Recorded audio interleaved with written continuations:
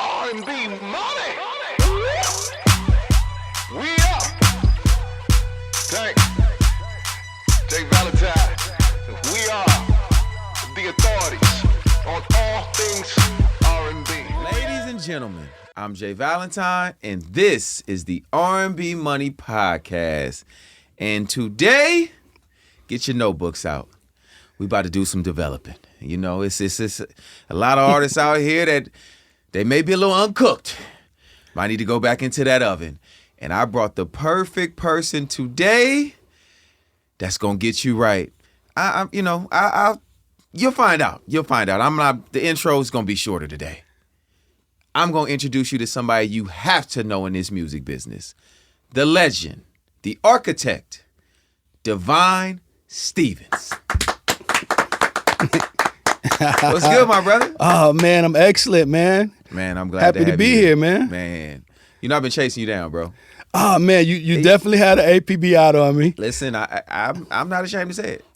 I did get a few phone calls. When My man Q Parker hit me up, I said, man, tell Jay, man, I'm down, I'm down. And then when I was answering that call, I said, oh, hold on a second, Q, let me click over. Then it was Lil Ronnie, so I was like, oh, man.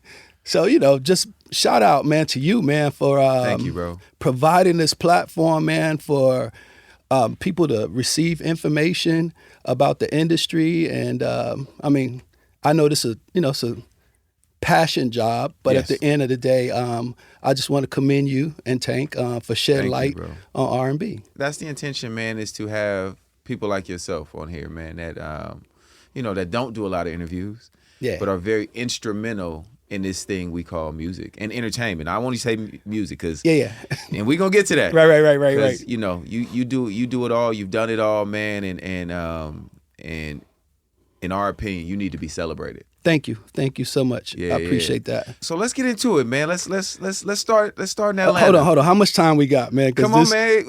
I'm here with you. I'm here. We hanging out. Okay, awesome. Let's start in Atlanta, man, and young Devyne.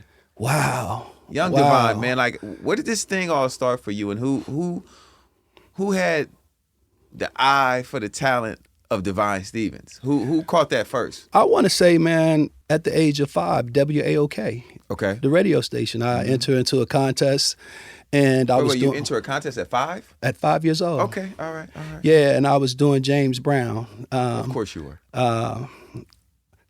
Black and I'm proud. And some people say, well, how do you remember at 5? Because my mom always kept the trophy, and she had photos from back in the day. Oh, you won? Is what you're telling absolutely, I won. Absolutely.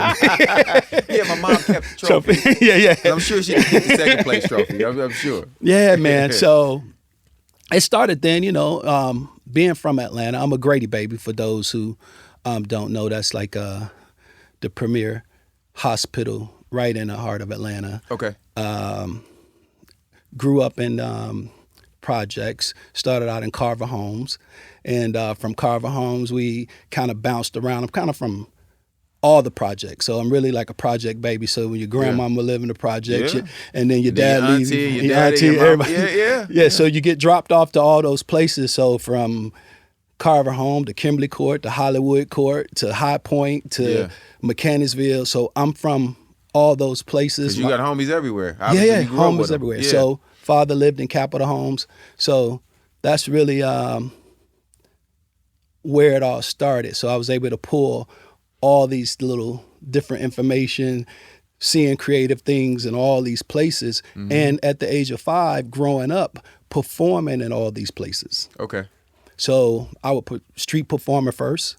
I was as well, brother. I understand. Yeah. For me, it was Fisherman's Wharf in San Francisco. Me and my brothers. Yeah. So I get it. So that was, kind of during the breakdance era. So grew up doing all the popping and locking and rapping, and then I fast forward the story in high school, from the beating on the table to rapping and the whole nine, and winning all the talent shows. I heard Q Parker talk about talent shows. That's in a different era, but during during my era, I'll paint a picture for you. The MC of that show would be Chris Tucker. So that would be Chris all right, Tucker. all right. And then I give you the R&B part of that show, talent show. And this was Columbia High School, so I'm just to paint that picture for you. And Silk would be on that show. And then there would be this one group that needs no introduction. Okay. And that would be FDC, the group that I was a part of.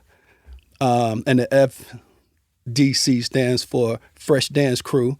And, if you're from Atlanta, you already know the FDC stands for Female Draws Collectors, because we collected everything from them throwing them. You know what? Hey, man. Yeah, the bank man. of panties. Yeah. Okay. All right. All Yeah, right. yeah, All yeah, right. yeah. Okay. So back all then. Right. Okay. Yeah. But back. Okay. Back all right. then. Yeah. Female draws collectors. Yeah, they would just take the drawers off and just throw them over. Yeah. So were y'all singing and rapping too, or just dancing? Well, it started off dancing, then we moved it into the singing era, and then the rap era. So it's kind of like transition. What made y'all transition? Was it, okay, we need to add more to this thing? I think what added to it just was the fact that we had won all the talent shows. Mm-hmm. So just purely dancing at first. Just completely dancing. Okay. So a lot of schools wouldn't allow us to enter the talent shows. So they started making us special guests. So then we was trying to figure out how to, kind of add different things to it.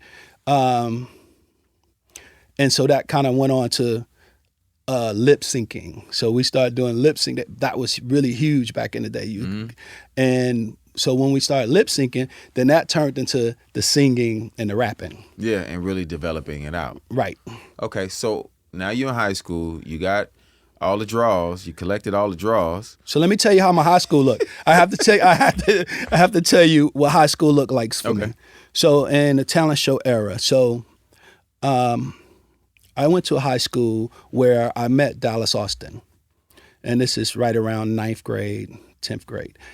And me and Dallas used to hang out in the bathroom. Like we'd go to the bathroom. I'll see him in there. He in there picking his hair. He had high top fade, and I had finger waves. This is like we like 13, 14 years old. Yeah. So in school, I got finger waves. He got this high top Kid and Play fade, and he rolling around with a keyboard At school. At school, right? And we kids don't do this, but we really wasn't going to class. We kind of at this age already kind of know what we want to do and what we want to be. Okay. All right. So that's one part. So the finger waves part of it, I used to model for Bronner Brothers. Which most people don't know. Huge hair conventions and hair shows. Yeah. So then, so it went on to performing at the Bronner Brothers show. So there was a hairstylist. Her name was Carol. She owned a beauty salon called Escape. And Escape is a place where it was like a hub, a melting pot where the glamour things about the imaging and things that I learned happen in that space. So that's where Bronner Brothers, they brought that element to the table. Yeah. So I was able to be around that energy, take a little bit of that. So I'm gonna show you how I was able to take all these different pieces. I took the hunger from the projects. I took the imaging from Bronner Brothers, the styling from Carol. And then from that part of it, I was able to take that and know what an artist should look like. From actually listening to R&B records over and over again. Back in the day, I think I may have had Guy on repeat, New Edition on repeat, Tony on repeat. Yes, sir. And singing all of those songs. Just singing those songs over and over again kind of helped me understand how to cultivate and develop talent. In your mind, are you doing this with the mindset of developing other people's talent, or are you doing this like I'm developing my own? Like this is No. I was developing the group that I was in. So okay. So we would learn something, and how I became, and every group got the lead or this person, that person. So I was an understudy of a guy by the name Ant Francis, and I watched him put it all together. Okay. And then from him putting it together, and then from me being able to tap into all these other sources is how I developed the love and the passion to develop Got you. the presentation. Yes. And that's what we became king and known for, was the presentation. Okay. How long do you guys have FDC before you decide that you're going to go do your thing? FDC lasted probably about a good 5-6 years before the group broke up. And the group broke up just because of, we was kind of managing ourselves. We didn't have managers.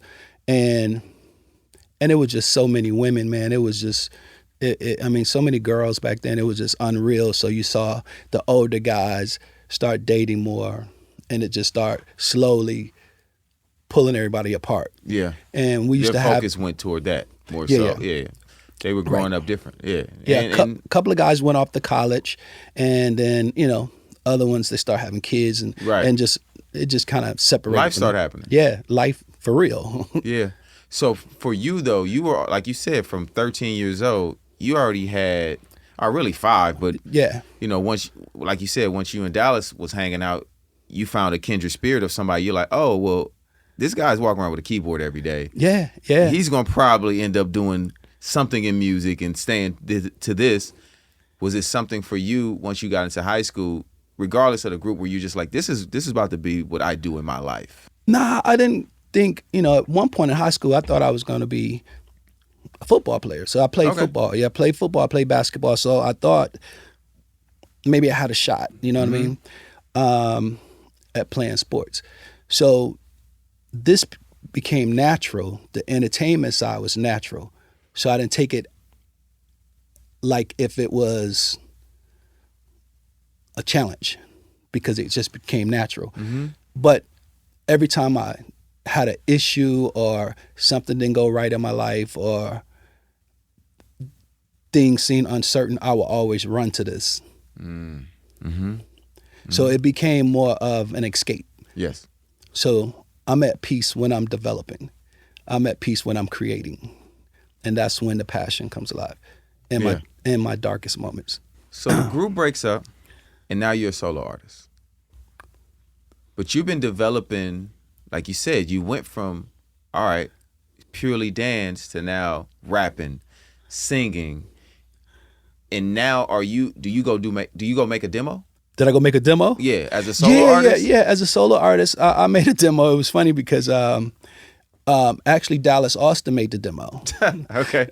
So- why not? So it was funny. From It was high funny school. because I took the beats from Dallas, and I used to work with a rapper by the name of Raheem the Dream. Yeah, So I'm familiar. actually, I used to put Raheem shows together, and Raheem actually wrote the raps. So that's how I started, and I took those raps and put it to the beat, and then I went and performed at Fat Tuesday, Frozen Paradise on Old National Highway, and met a young lady by the name of Kimberly Stewart, who was related to Pebbles. And she saw me perform there, and then took me to her parents. Her parents signed me up to a production deal, platinum, and then from there, took us to Pebbles. So we had to perform in front of Pebbles. If Pebbles approved, then Then you you get a can chance get- to meet LA and Babyface. So right at that moment, boom, Pebbles approved. We flew to LA and we performed.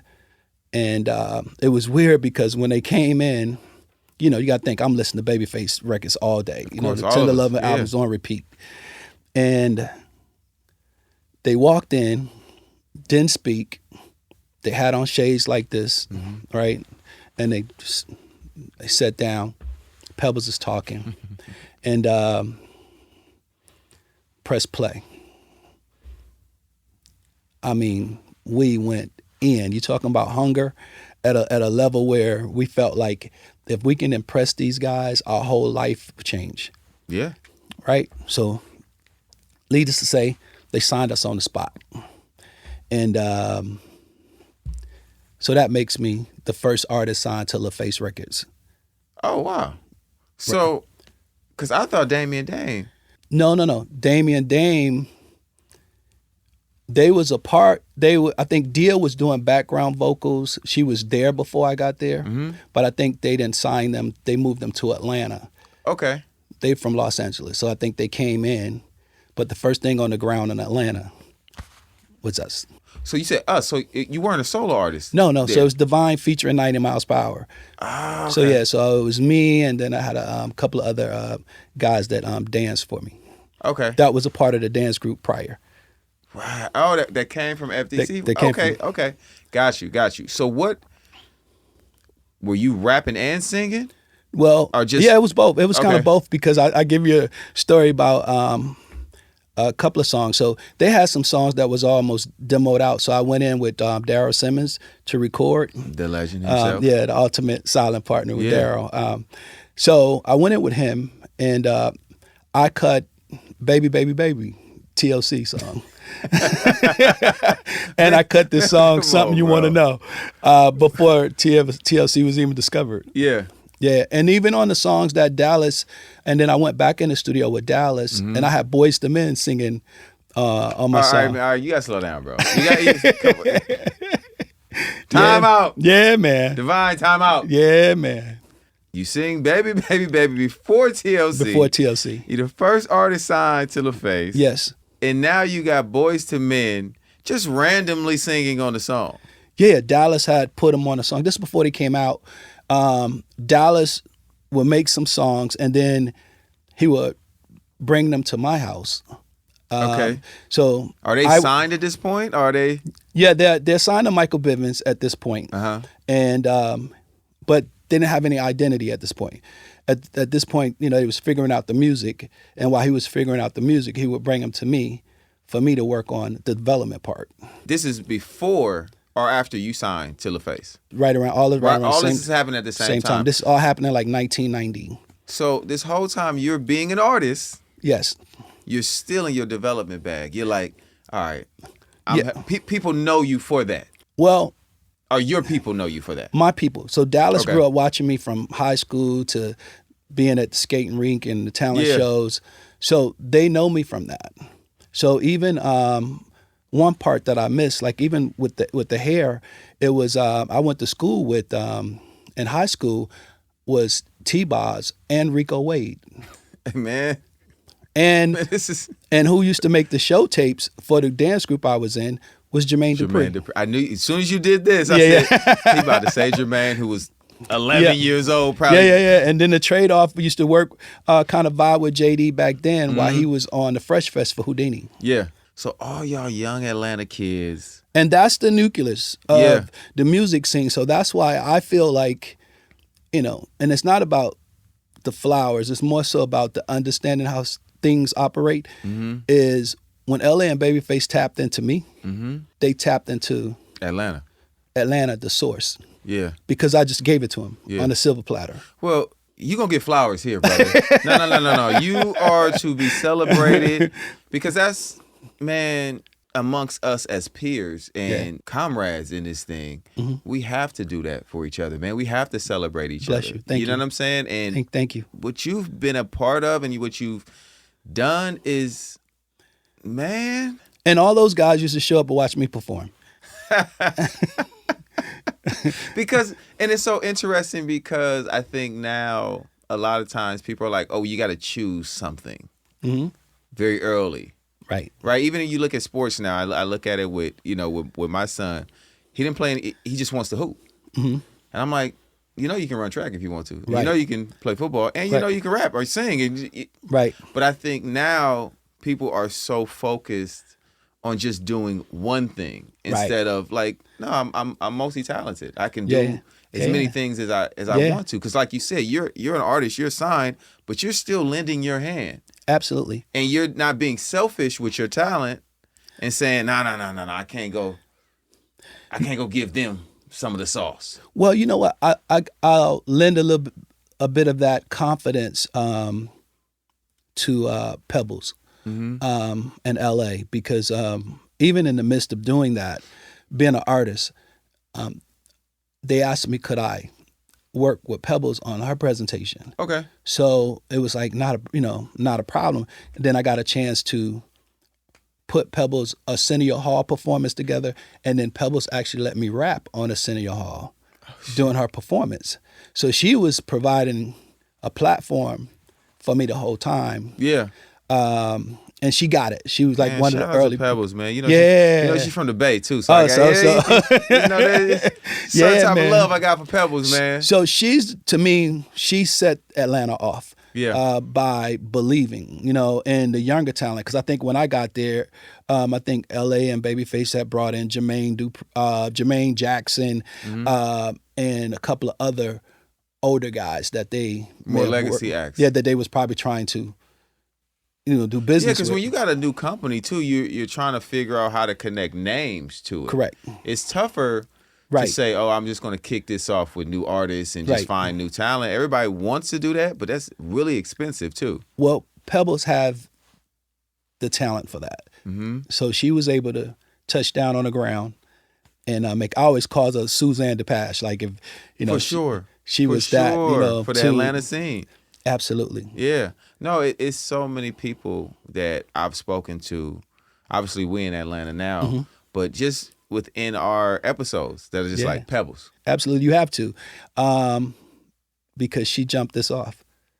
Wow. She okay. saw the youth in Atlanta and started putting it in place. So I end up doing television shows, videos.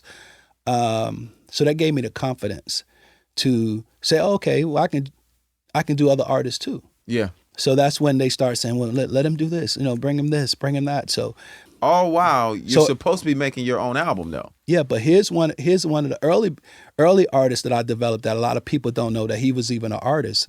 I developed Kevin Wells. He used to sing. So he was in a singing group, and I don't typically would dance behind an artist or do anything. I actually believed in Kevin enough to actually work with him and dance behind him because we just knew that we was in any talent show or any contest we was going to win. Right. And that's how Kevin. This is before 112. This is before any of the artists ABC. It Yeah. was me and him rocking out, spending time with him, making sure he was up to par. Yeah. Okay, so you got to tell me though. Are you focusing on your album at all while you're doing all? Because it seems like you're being pulled into No. a lot I'm- of spaces I'm- within the company. No, I was being creative. So it really didn't matter. It all came with it. That's how I grew up. So it wasn't one particular thing. It wasn't just a record or a video or a live performance. I was always in this creative space. So I've been multitasking like this for my whole life. Yeah. So that's even when you fast forward the story, how I was able to even go from 0 to 100 when I started my own production company and started putting my own artists out. Right. Right. Because I knew all the ins and outs. Okay, and we're gonna get there. Okay. But I asked this because I know how talented you are, and you've always been a star. You know what I mean? Like, Yeah. it's just, in my opinion, Yeah, you yeah. know what I mean? Like, that's, Yeah. I'm like, nah, Devyne Stevens is a star. Like, flat out. You know? Yeah. Because I think especially when you're in this business long enough, you're able to identify things. Respect. No matter what position they're in, Right. right? It's like, Right. our brother, God rest his soul, Shakir Stewart, Yeah. My guy. star. Yeah. Yes, he was on the business side. Yeah. Shake was a star. Absolutely. Flat out. You know what I'm saying? Yeah, I got a great story about Shake too. I'm sure you do. And I do too, but some of them I ain't gonna tell on here. Right? But I say that to say, like, seeing that in you and now having a more of an understanding, like, okay, he had this record deal and this whole thing. And in my mind, the first thing I think is he wanted to give his talents to other people more than he really wanted to focus on himself. That's what it feels like to me. It turned into that. Okay. Because, after it didn't work out at LaFace, I got discovered again by a guy by the name Sincere. And Sincere took me to Rick Brown, and Rick Brown took me to Sylvia Rome. Okay. So I ended up doing it Another deal. another deal. And Is 90 miles per hour still with you? no, me and 90 miles per hour broke up doing the LaFace. Doing the LaFace, okay. And that story is just, how you took childhood friends and was separated. It was almost like having siblings and they separated at birth. That's what that moment felt like, being separated from them. Yeah. But it was also a growing moment. I learned the business. Right. And are you getting a little bit of money by this time? Like, is you? Well, back then, I was making money, but how I really started making money was Bass from Boys to Men came to me. When I got dropped from LaFace, he said, yo, Devyne, man. He said, you know what you're doing for us? You can do that for other artists. And they paying. And I was like, oh, really? He was like, yeah. He's like, we paying Brooke Payne a lot of money. And I was like, oh, okay. So I didn't know what the pricing fee was. I didn't know what to charge. Because I was doing this because it was just a part of that community. And these are your friends. In the circle. If Dallas had something, like even me developing Monica at 12, he going to drop it off to me. I'm going to give it back to him. And when I give it back, I give it to him back with direction. Yeah. Oh, how to market it. Oh, how does it fit in the marketplace? It's not just working on an 8 count or it's working on a whole lifestyle and developing a human. Yeah.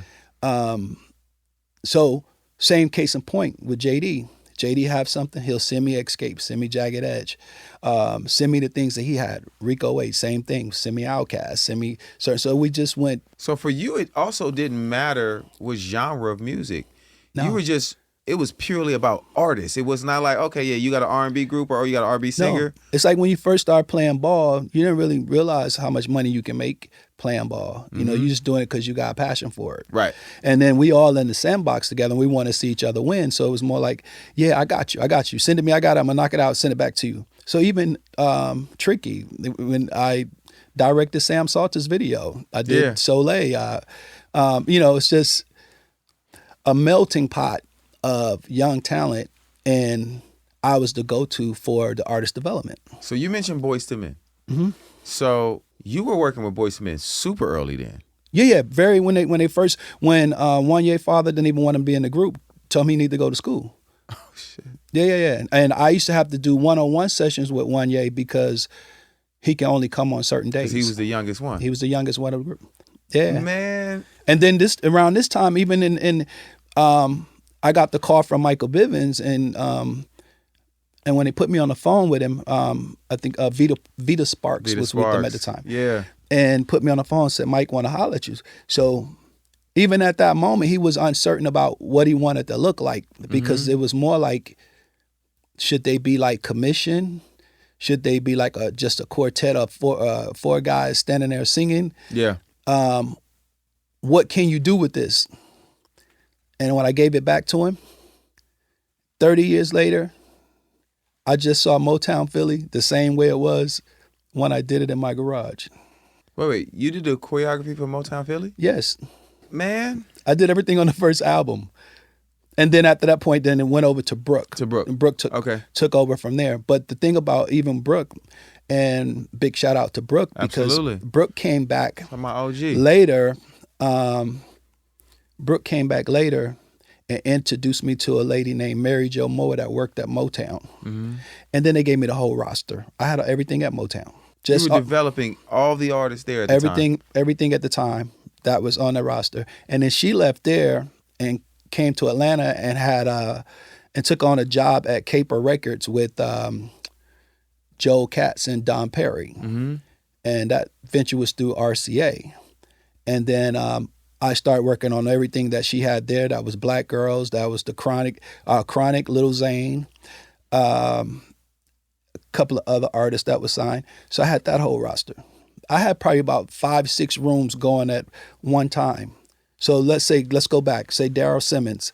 While I was working with Daryl had a deal at Elektra. He had signed a girl group called The Dolls. You know them today as Destiny Child. We know them, not just me. We know them as Destiny Child. So yes, so that's how it kind of went. It's like everybody had something. Even when Babyface went off to Epic and Tracy started her thing, I ended up getting Ash Yet and the things that was actually on that label as well. So it's been a family. So how did the from an artist development space, how do the finances work in those, you know what I mean? Because most people don't know that, right? And it's kind of I hate to say it, but a lost art in the music business now. Yeah, it's definitely a lost art, but which is very much needed. So here's the thing. As an artist, I go back. The reason I kind of stopped being a recording artist is because I was making so much money. Okay. And now we get, the show is called R&B Money. Yeah. I'm trying to find the money, baby. I'm trying to find the money. I had became a millionaire so quick, man. It would have made your head spin. That once Bass from Boyz II Men told me that they pay for it, and I was working with Arrested Development, and I met a lady. Her name was Eula Andrews, and she began to teach me the business. Okay. And my first lesson was, she asked me, how much did you charge an hour? And at the time, I was like, I'm just going to say 40 an hour, right? And she was like, oh, okay, all right, 40 an hour. So then she said, well, I need an invoice. You probably like, what is that? Right. No, we've all been there. An invoice. I said, oh, okay. So I went to Office Max, right? Yeah. Got an invoice book, filled out the information that was on there. Yeah. Put the number on there, added my numbers up, how many hours out. Put the number at the bottom, put it in an envelope, slid her the invoice. She looked at it and she said, okay, I don't see no tax ID. I don't see no social security number. I don't see a former address. And then what's this number right here? I said, no, this is my beeper. You could just beep me. Because I was still in the street. And then she said, she like, yeah, this ain't beep gonna work. you. I said, yeah. And then, and so I handed it to her and she said, well, unfortunately, I can't give you the check until this is filled out correctly. Now, mind you, I just tore a page out of the invoice book. I'm following you. So now I got to go back. Yeah. Do it again. Hand it to her. And I did it. I put the number on there. She seen it. She looked at it. And she wrote a check for more than what it was. She said, your service was incredible. She said, your timing, you was never late. You was always on time. She said, I just want to commend you. And you did a great job. Thank you. How old are you at this time? Roundabout. Had to be probably like 19. Wow. You're a baby. Yeah, about 19. So from that moment, I asked her, would she take a meeting with me? And she said, sure. So we met. She started to teach me the business. She started doing the invoicing. She said, well, I'm going to take 5%. I said, sure, go right ahead. Yeah. So next thing you know, probably in the course of 6 months, I had all these rooms going. I'm going. I was up probably about 500,000. In 6 months? In 6 months. I took a meeting. This is crazy. I took a meeting with LA. And LA was like, yo, I think it's time. You need to come inside. And I was like, okay, cool. So he said, what's your number? I said, 500,000. I got about 500,000. So I need about another 500,000. Right. So in my mind, I'm thinking like, business, like, okay, just give me 500. You're trying to pay me 500 for a year and to be exclusive. Yeah. I'm only going to be working for LaFace. So he said he couldn't get 500 from corporate. None of his employees was making 500. Right. They couldn't make it make sense. Yeah. I didn't understand that. And I said, so I declined the offer. Okay. Right. And then at that moment, I think he might have felt a little slighted. It's LA. Yeah. LA He felt a little slighted because he's LA. Because I think he felt like he put me in play, but I was in play. I think I put him in play. So it was that back and forth thing. No disrespect, but I just felt like you just tapped in. I'm creating the sauce. Yeah, you making the record, but we making it work. No, it goes hand in hand. So watch this. So business slows down at LaFace. but it picks up everywhere else. And now T-Bot's like, hold on. I can't do nothing without Devyne. Then Monica stood up. I need Devyne. Oh, the superstars. So they start standing up for me. Yeah. You know what I mean? So then I said, okay. So then T-Bot said, why don't you just come over here? We got you. They gonna pay you. This is what we're looking for. So then I was able to still keep the LaFace things going while I started working on other things. And right around this same time, Puffy is growing in New York and and then loses his job, and he started going back and forth with LA, and he started making trips to Atlanta. So he wanted to see what was going on in the soil, right? So that same night, what Q or whatever was talking about, there was an altercation in the club, and I'm upstairs. I'm kind of like doing the choreography, but I'm in the streets because when I lost the deal with LaFace, I went back to the streets. Okay. Right? So in the streets, I'm hanging back out with the fellas, the goons, whatever. So I'm upstairs at Club 112. And K. Wells come upstairs. I say, yo, man. He said, yo, I got a problem downstairs. I said, well, what's up? He said, man, my man from New York about to get into it with these people. So I come downstairs with all my guys. We walk downstairs. Only thing you heard was bottles cracking. Pow, pow, pow. And they getting ready to go at the guy that's talking in front of this other little dark-skinned guy that I have never met. But Kay was like, that's my man. And I'm like, oh, okay. So then we going at this guy over here. Before we even got up to the guy, he said, wait, hold up. Wait. Yo, Kev, who is these? Who are these guys? And Kev's like, nah, my people. If you got a problem, we'll straighten it. And this was Puff. Puff was telling the dude, like, no, I don't want none of these problems. No. I got this. So even when I approached the situation, even the club security came with me because, I'm You're here. from here. I'm here. I'm here all the time. So Puff was like, yo, who is that? And Kay said, nah, them my peoples, man. And then later on, they got to talking. He said, that's the guy that do TLC, Usher. And then he said, are you serious? Oh, shit. He said, yeah. So when can I meet him? So they made 112 and the whole 9, whatever. So fast forward the story. He's like, yo, I want to meet him. So he met me. And at that moment, he was looking at me like, yo, he wanted in. Like, he wanted in on this Atlanta. He wanted in on what L.A. Reid was tapping into. He wanted in on it too. So he's like, so he came and got in. And from that moment, I stopped rapping and put my whole thing on him. Everything. That's when the development started for him. And this was right after Super Cat. Yeah. It's after but him starting to figure out if he's going to start being an artist too. Yeah.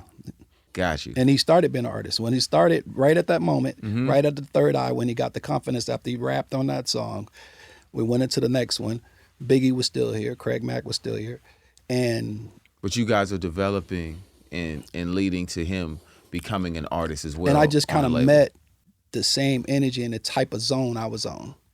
A type of artist where I felt like I can get it off and make sure, because he understood the art of the development and all the components. So it was an easy fix. You and K. Wells take 112 there too.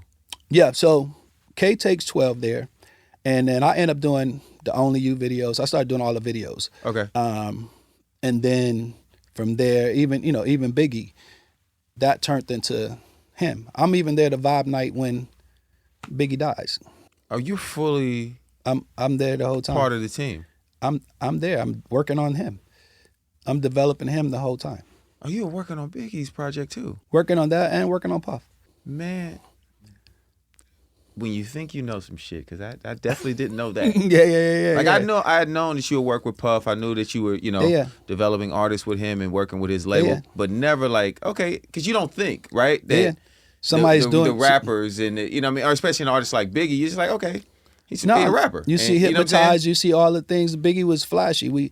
Puff changed the whole direction of that. Absolutely. If you go back from like, the beginning, he was grimy after the freestyle rap. From Juicy on, it was like Carhartt type stuff till now it's Versace, and now it's yeah. That is wild, bro. Yeah. So that's why, when you say the artistry part, I just put it on hold. Is your mindset starting to get onto the executive side too yet? Or are you really just focusing on the development still? Because it seems like right now, from the story you telling me, it feels like higher gun. You know what I'm saying? You're a mercenary right now. It's like, okay, who do we need to get this artist to the next level? Right. Devyne. Yes. So I'm in that space, but at the same time, my Lady Drew, the business partner, she's grooming me in business. Okay. So I'm learning as I'm going on the business side. So then I had the luxury of working with a Teddy Riley early, already my group of friends, right? Eric Sermon. All of these people, all the producers, I'm on the inside, I'm not on the outside. And what Puff was doing, I started learning the business by sweeping floors, so to speak. While I'm developing, I'm learning. Yeah. Even though he's paying me, I'm still learning. But you're paying attention. You're paying attention to all the things that are going on. Yeah. So you think I graduated from the LA and Babyface to Bad Boy. Okay. And then I worked my way all the way up to Arista. So then I got Clive's roster, Whitney Houston, Carlos Santana, everything that was on his roster, I got a chance to touch. In developing, are there certain key elements that you take and use with every artist? Or no. Is every artist you're fine tuning in a different way? Yeah, everybody's different. Everybody's there's a certain thing that fits in the marketplace, but everybody's different. And what I try to do is like tailor make your suit to fit you. Yeah. That's why I'm able to do an Escape and do a TLC, and still turn around and do a Destiny Child, and none of it look alike. Right. Because each individual possessed a certain gift that I gotta pull out and highlight. Yeah. Like you told me before we even, before we were just in conversation, you were like, Jay, it took 6 years to develop Usher. Yeah, it took 6 years. You got to think the first album with Puffy didn't work. Did one with Dallas Austin that didn't work. Then he went off trying to do one on his own that didn't work. Then he finally met JD.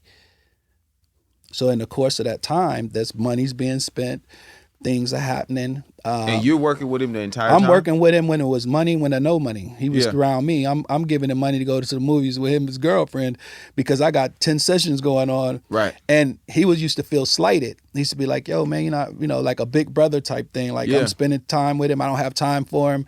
And I'm working on these artists. And so he felt some type of way when he was growing up that I wasn't with him as much as he liked. So even when You Make Me Wanna jumped off for him with Jermaine, he had already did 6 years of structure, discipline, training, understanding the business, and same time his voice was changing. Right. So he knew what hardship felt like, and he knew what it was like to be in the light and get accepted and rejected at the same time. Yeah. And then he had a support team that supported him, like his mom and certain things that he could go to, like Keith, people that was around him that was consistent in his life, that held him up and held him up to his truth, So everything was a challenge, it wasn't easy for him. So even when you see him today, it's like he understands every song starts with a thought and an idea that he has to execute. And he has to go to the same steps all over and over again to bring that art to life. I've heard so many people, especially on our show, mention him about his passion, about his focus. Yeah. How he locks in. He's like one of the best understudies, one of the best students of the game. He is. And I would say on the flip side, the hardest working person that understood the business and the game and put the work in double time would be Puff.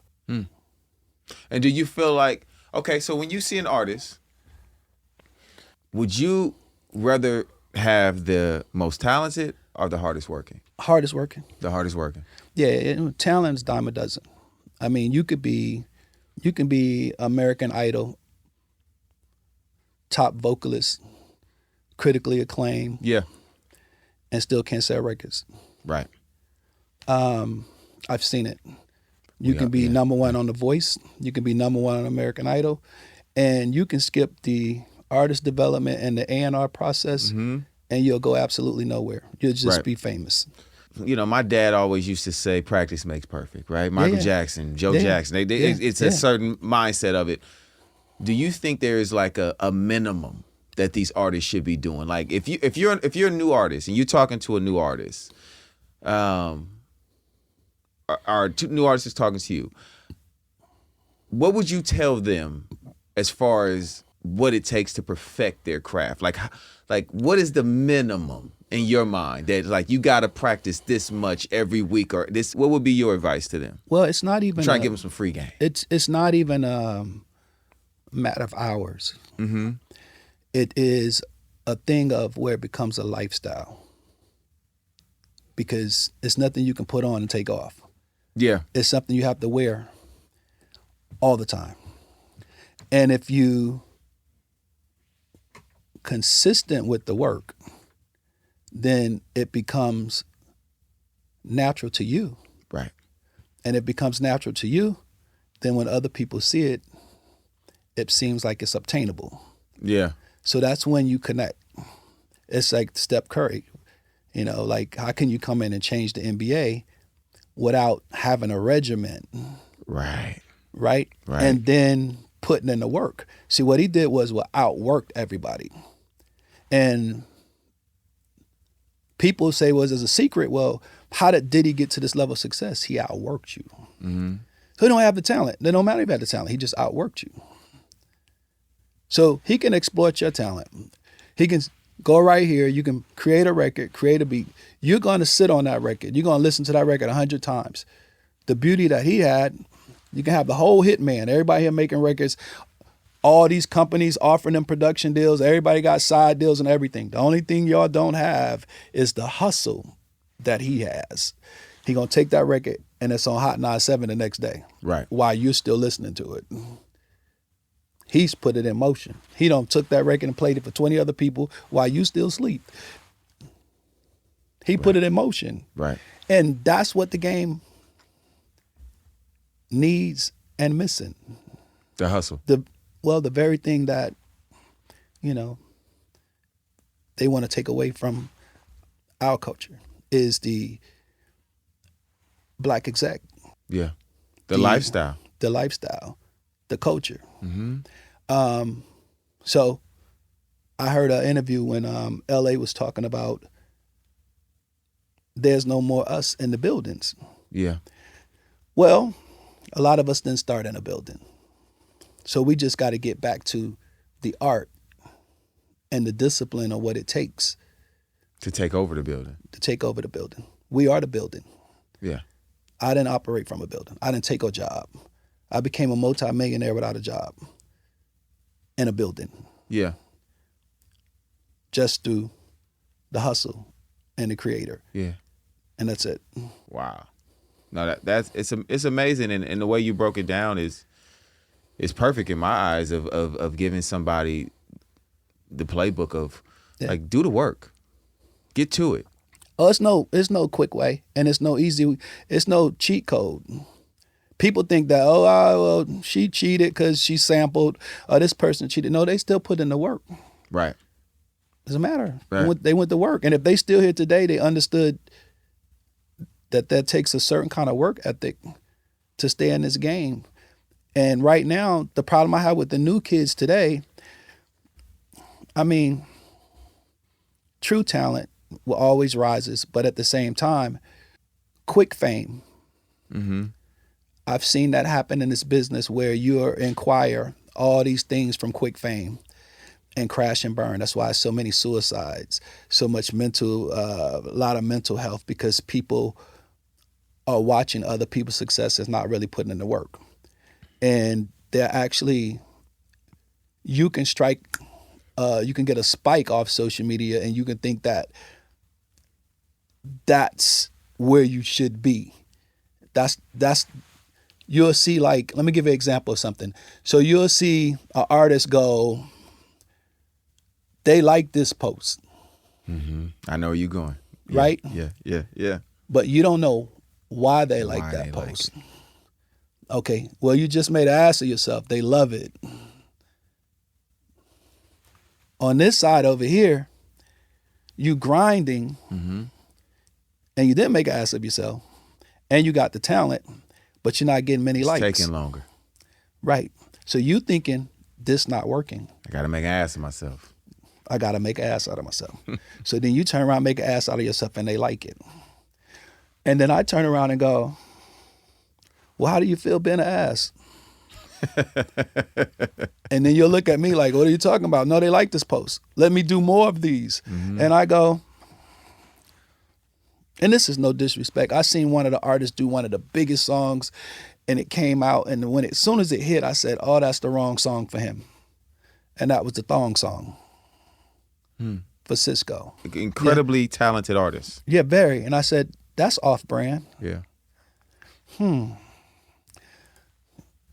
That's off. And it's going, and it's going, and it's going, and it's going. Not stopping. And I said, damn, now he's suspended midair. Do he got another Thong Song in him? Is there another record in that space, in that atmosphere? And he didn't have one because he's a very soulful kid. Right. Okay, up there you suspended midair. It's no soul up there. So now how do you go from there back to this base? Could never find his way back from the Thong Song. I'm not saying he's one of the greatest performers. Yeah. But he couldn't find his way back. The song took him out.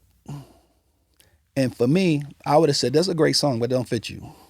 And it's not many people that do that. I would have said the same thing to, and there's no disrespect here, I would have said the same thing to Ralph Tresvant. I love sensitivity, but I don't think no woman want to say that out loud, that they want a man with sensitivity. They want Bobby Brown. I don't give a fuck. Right. It's my prerogative. It's my prerogative. They wanted the bad boy. Boom, it takes off. Yeah, I know Ralph is the voice and the energy of New Edition, but I still think that particular record, from a solo standpoint, slowed down the solo process. Because even Michael Jackson, I'm bad. Even Michael Jackson, Billie Jean, that ain't mine. Right. You know what I'm saying? So, sometimes you got to know how to navigate through the space. Yeah. Sometimes it's just not a good song. Sometimes it's your brand. Sometimes there's certain things are off brand. And it's just the way I kind of put it together and the way I think about it. There's a certain bravado from male artists that the public wants. Yeah, and I've seen it with female artists too, and I've seen where some people, when they come in and they tie relationships in, and they expose, they want to show you who they are. Yeah, and then the consumer don't buy into it. We still live in a very magical space. Yes, what we do is magic. Right, people still love magic, and you got to know how to create it. Yeah. Okay, so in creating it, and now learning the business, yes, as you've been doing at this point of your journey, when do you say to yourself, it's time for Upfront? It's time to start this I think when I work my Megatainment. I think when I work my way all the way up to Clive Davis, and big shout out to Melinda Danso and Monica for setting that meeting up. Okay. And I get there with Clive, and this was the eye opener. I'm playing my music.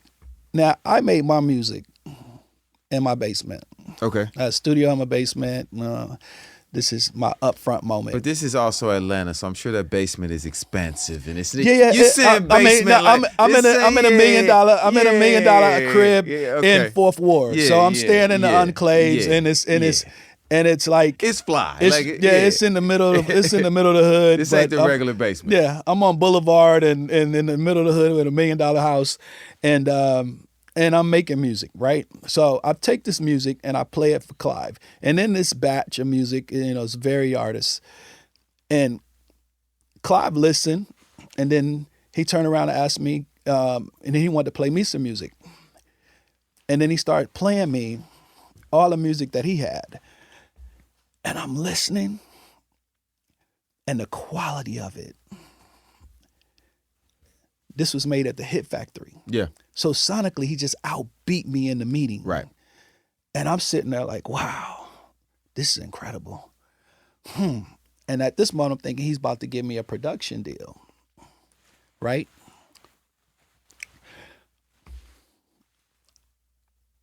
I come from LaFace. Mm-hmm. I come from Bad Boy. I come from Rowdy. Boom. I'm next up, baby. Yeah, for sure. He shot me down. Okay. Boom. Did you give him one of those letters? Not those letters, though. Because, Nah. Have you heard about those? No, I didn't get the letter. Yeah. I didn't get the letter. When you would turn down songs back in the day. Right. Like, probably before our time even, because an OG showed me one of them. Right. He would handwrite a letter to you.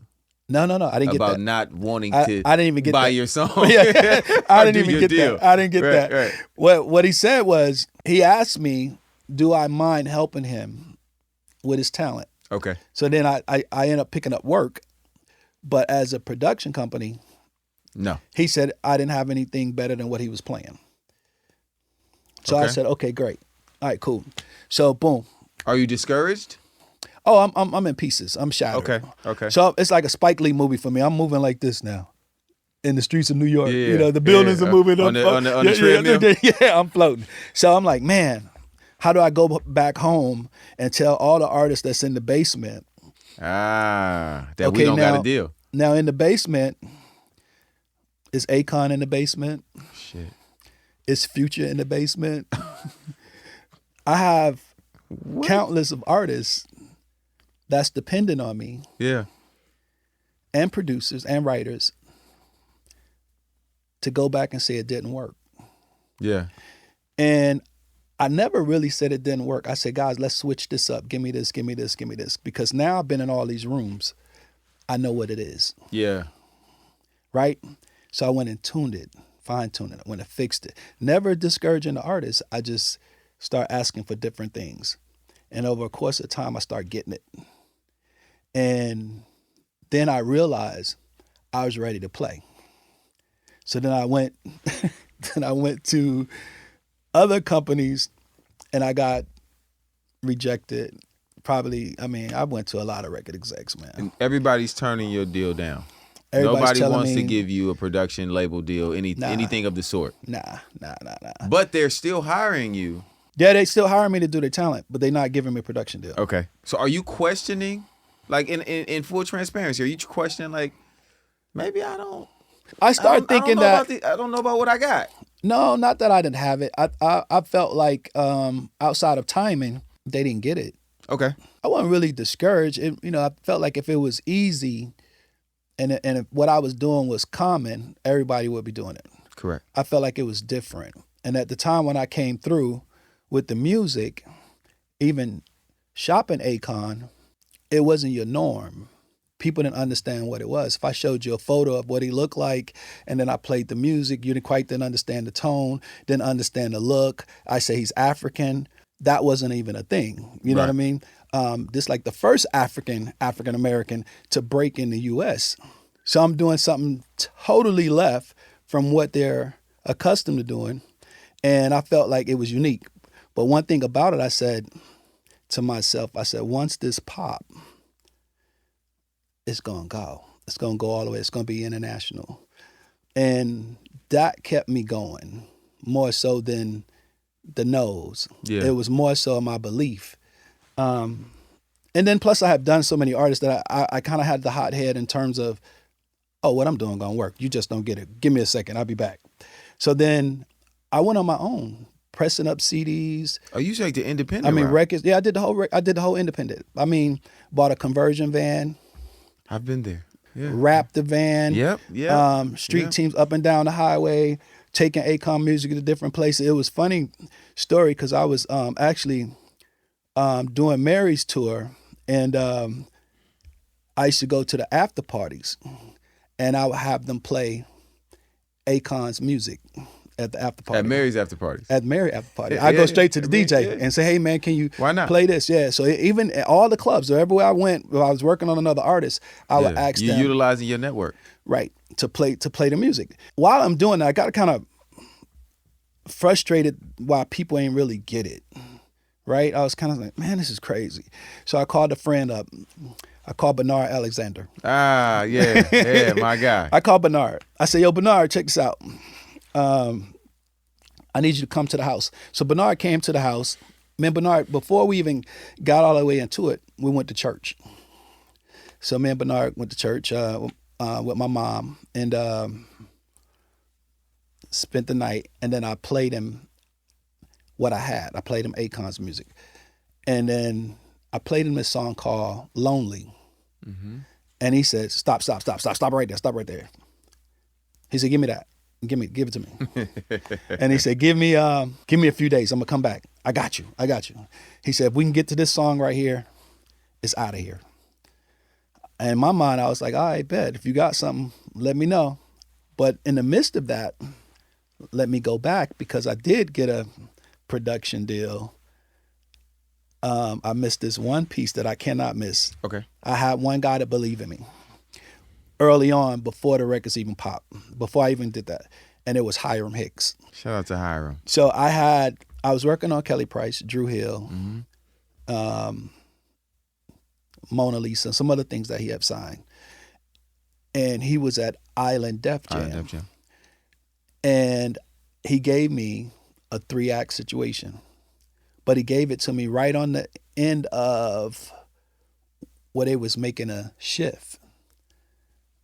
I think at this time, Kevin Lyles and Leor was coming New in. regime. Yeah.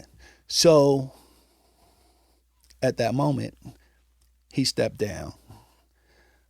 They came in, and if I can recall, taking a meeting with Kevin, it was crazy. He wasn't feeling it. Yeah, it was crazy. It was crazy. Tina Davis was sitting there, she was having a meeting, and she was talking to me. I was playing the music. Kevin was on the phone. It's the meeting with Kevin. So Kevin is talking on the phone. Every time the phone rings, he goes, hey, and Tina looking at me like this. She said, 1 second, Devyne, 1 second. She's trying to be nice. She said, 1 second, Devyne. So I'm probably on the 3rd or 4th song. Kevin's on the phone. And the meeting's for Kevin, but I came in the door with Hiram. Yeah. So by the time I got to, and I'm playing Akon. I'm playing a couple of other artists. I have signed Cha Cha. I'm playing this music. And I stopped it myself. I said, Tina, excuse me. I stopped it. I got the CD, grabbed my bag. He on the phone. And I'm getting ready to walk out. And Tina was like, Devyne, just wait a second. I said, no, it's not a problem. It's not a problem. I said, this is cool. She said, no. Just wait a second. He'll be off in a second. I said, don't worry about it. I'll call you. I got up and when I got to the door, he looked up. He was like, yo. He said, Devyne, you ever thought about working inside? I said, no, sir. Nah, I never thought about it. All right. I said, no, it's cool. We'll talk in a minute. We'll talk. Thank you for your time, sir. And I walked out. And then fast forward, back at home, creating. Then that's when Bernard came. Bernard took the music to Barry Hankinson. Okay. So Barry wanted to do the deal. And then he said, I got this other play. And I don't know how it happened. I know him and Kenny Burns go back and forth about who took it to Steve Rifkin. But I know Bernard had it, and Bernard went into Rifkin's office, played him the music, and Rifkin wanted to meet Akon, wanted to do the deal. Yeah. But when he came to Atlanta, came to my house, the $1 million house in the hood, and he saw Usher there. He saw Eric Sermon there. He saw Candy and Tiny downstairs writing. Met Akon. So he's like, yo, what is this? Yeah, factory going on. Yeah, he like, what is this? And then I said, no, man, let's go. We talking business. I said, let's go play basketball. So I walk him through the hood and 4th Ward, basketball court. Everybody takes off running because they thought I came to the hood with white boys, thought they were the feds. Thought they were the police. So everything in the hood take on it. You got Steve Rifkin with you. I got Rifkin with me. Yeah, we going I'm taking him to go play ball. We going down here to talk. So we do that, and then I still wasn't all the way sold on doing a deal with Rifkin. I had to go make one stop. I had to go back to Hiram. And I took Rifkin up to Hiram, and then Hiram green-lighted it, and then that's what made me take the deal. Because Hiram is the one who gave me the money to bail Akon out of jail the second time. Oh, shit. Yeah, I paid for the first one, and the second, yeah, they gave me the money for the second one. So, connecting of episodes, DJ Mormilly. DJ? Mormilly. Okay. Jimmy's nephew. Yeah, Jimmy. So he says...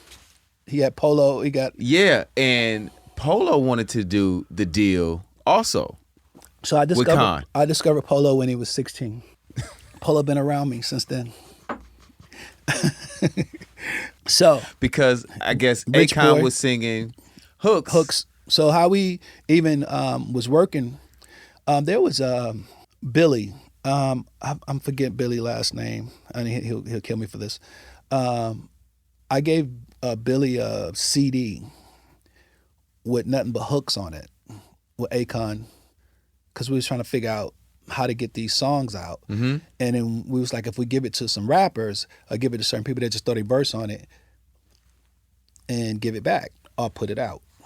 So that's how we began to use other marketing strategies to get Akon's voice out. Yeah. So that's how you end up on the Rich Boy stuff.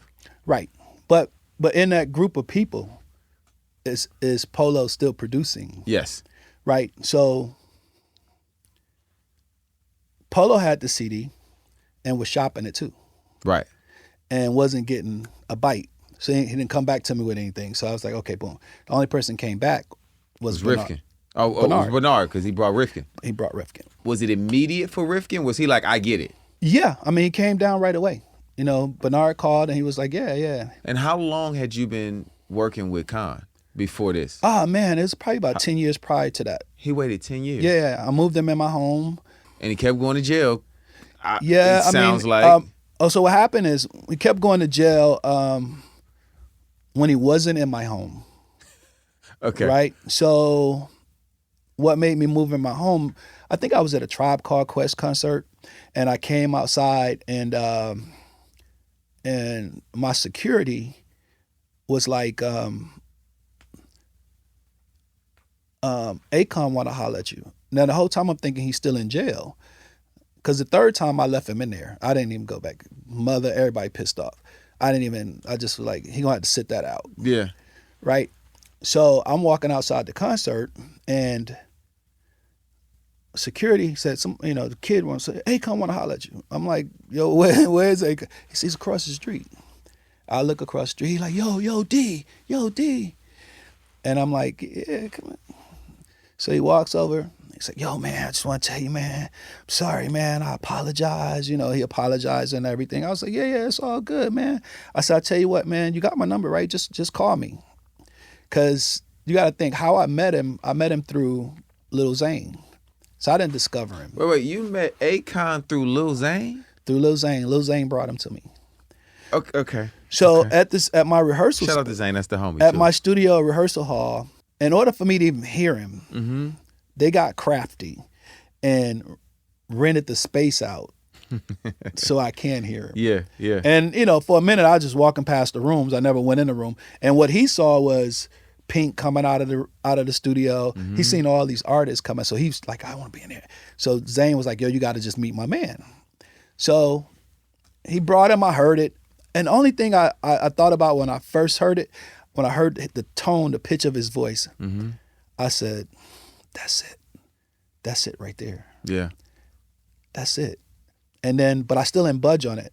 So Akon would keep coming back, but then he started asking me business questions. And he did a deal with Famous Music Publishing. Mm-hmm. And As did I. Yeah.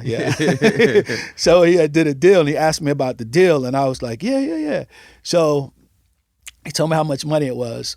And back then, he was really on this car thing heavy, right? So he had a car, I think it might have been a Corolla, and he had flags on it, rims on it. A Corolla? A Corolla, something like that, right? With flags and rims on it? Flags, rims, the whole nine. I'm like, yo, what is this money? So he ended up, and I said, yo, man, check this out. Don't spend all your money. Don't spend all your money on this, man. Invest in yourself. And I said, you're a producer, you're a writer, a singer. Yeah. And at the time, he was trying to sing. He had just got dropped from Elektra. And me and him both was there at the same time. So I said to him, listen, I'm just giving him game about the business. And he just kept coming back. And then I said, you know what, man? I'll tell you what, let's lock in and let's do this. I got you. And then we locked in and just giving him game, but the music wasn't quite there. He was part of the refugee camp with Wyclef. Okay. So he used to run back and forth, in the Booker basement. So Fuji comes out, boom. And I'm thinking like, man, that sound like what we doing. Takes off. He's like, nah, man, Wyclef gonna do this, Wyclef gonna do that. And I'm like, yeah, okay.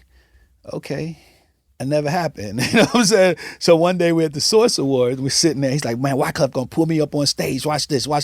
We sitting there, and I'm with Shakira. Mm-hmm. And man, Shake, we tripping, Lil Jon eats all of, they having a moment. And I was the creative director of the Source that year. So I'm standing on the side, and Wyclef do this big number, then call him up, he destroyed. I was like, man, I'm looked at him, I said, man, don't worry about it. Nobody wanted to take a picture, no interviews, no nothing. I said, man, don't worry about it. Next year, man, you'll be up there, you're gonna kill it. He looked at me, he said, for real? I said, yeah. Next year you'll be up there. And lo and behold, next year he was up there. The very next year? Yeah, the very next year. I'll show you a clip of him performing at the Source Awards, standing ovation. Mm-hmm. And from those moments, going into that, doing a deal with Rifkin, still, they promised me Upfront Megatainment situation, but they only gave me a deal for Akon. Now, in this deal, I got another group called FA, and Future is in that group. Right? Yeah, you said he was in the basement. Okay, all right. So Future's in this. Okay, right. But that's in the deal. Yeah, so FA's in this deal as well. Yeah. You get a deal for them too. Okay. Yeah. So then I had an outside studios called Red Swan, where all the dudes in the hood, I just let run through that studio. So that's why the street dudes be over there and at Red Swan. But how it flipped was more so when Akon came out, it came out with Belly Dancer, right? Mm-hmm. And the whole time I'm like, yo, what's this, man? We shot the video, we did, whatever, and I kept saying they wanted to recoup whatever money they gave us. And just so you know, the album, what they gave me for an album was $225 to make the first album. And it was 14 points. That's what we started with. Split amongst. And that was the we had full to split deal. on the production company, the artist. Yep. And I probably was already 100,000 in out of my pocket. Yeah. So doing that deal, turned around. I'm trying to fast forward it and slow it down at the same time. So doing that deal at the time wasn't an ideal deal. It was more about the opportunity on what I really believed in. Because I could have easily went with Barry. Barry had more money. And I could have also waited because I wasn't really stressed for money. I just really wanted to get your artist going. Wanted to get it going. But I only wanted to get it going because of what was promised. Ah, got you. Okay, so Belly Dancer come out. I look at the CD, I look at everything, boom, boom, boom. There's no upfront on anything. Everything said SRC. Right? So I'm going to tell you my first rim of when I learned the business the hard way, right at this moment. That moment that I was waiting on. Mm-hmm. Now, mind you, prior to all this, I pressed up vinyl. I pressed up CDs. So in my house, I have all of this with upfront on it. With upfront on it. Okay, but they have the machine. So it's SRC on everything. Man, I'm like going places, I'm looking, I'm listening, like, man, my name ain't nowhere. Like, man. Then they start blocking it where they say ain't no budget, where we couldn't travel together because it ain't no budget. So I would have to pay for my own flights if I wanted to be there. So you start seeing the separation. And I told him, I said, look, man, I've been doing this for 10 years, man. I'll tell you what, you go ahead. You go ahead and fly. I got this. I'll hold this down while you do that. He said, I bet. I said, I don't need to hold your hand, nigga. If you've been with me for the last 10 years, go. You cool? He's like, nah. Yeah, so he kind of was reluctant about going and me not being there, but at the end of the day, wasn't going to pay for me to be there. So, and I was sitting there saying, I ain't need to sit with you to do this. And plus, it was a lot of disrespect in terms of not including me. So I said to myself, while they do this, I'm going to press up this record. So I press up Locked Up. I knew you were about to say because that. I realized they was going in the wrong direction anyway. I said, the Belly Dance record, they were saying they just trying to get their money back. Right. I said, it's too soon for the record. Mm-hmm. But at this point, they're not listening. So I got the version that Styles P is not even on, that I'm working in the streets. And that's, okay. So it's just, this record is just Con. Just Con. Just Con on this one. There's no on that Styles P version. on this version. Uh-huh. That's the same record I'm playing in the clubs when I'm on tour with Mary. Got you. So as I'm playing the records, I'm doing my part. Then I see them doing their part. And then the A&R is like, yo, let's put somebody on the record. So the A&R guy, his name is Nobody. He went and got Styles P. Put Styles P on the record. They reshipped the record. Mm-hmm. Still not on the record. Okay. Right? Okay. All right. Record goes out. Boom. Record catch. But no upfront on the record at all. No upfront, nowhere. Now, and what they not understanding creatively, how the record was even created, which could have caused a pause if I wanted to cause the pause. So out of that group of guys that I tell you had a whole bunch of guys making records or whatever, Akon was in the studio at that time, may have had about 20 other guys in the studio, writers, producers, rappers. So that song was inspired by another group that I had. And they had a song called Lockdown in the Pen. Holla at your boy. So that's how it was a jail song. Okay. Right? And the song went, now I'm locked down in the pen, nigga. Holla at your boy. Holla at your boy. Y'all on the outside looking in, nigga. Holla at your boy. Okay. So it was a whole jail thing. And I was like, yo, Akon, you need to hop on this. So Akon took it and flipped it. I started trying to find a motor. I was like, oh, now this is it. So then they put a whole campaign around it.